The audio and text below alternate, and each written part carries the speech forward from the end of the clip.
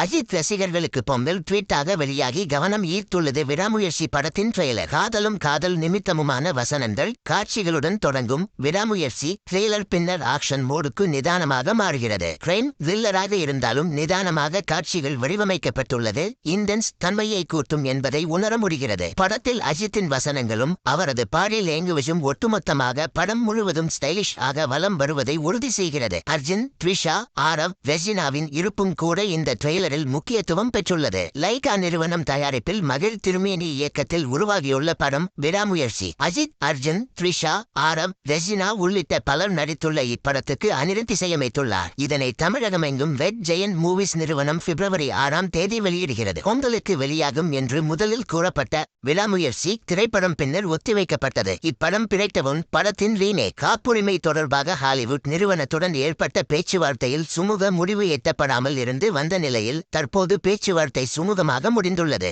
இந்த பேச்சுவார்த்தையின் முடிவில் வரவேண்டிய மெயிலும் லைகா நிறுவனத்துக்கு வந்துவிட்டதாம். இப்படம் ஹாலிவுட் படமான பிழைத்தவுன் படத்தின் தழுவல் என்பது நினைவு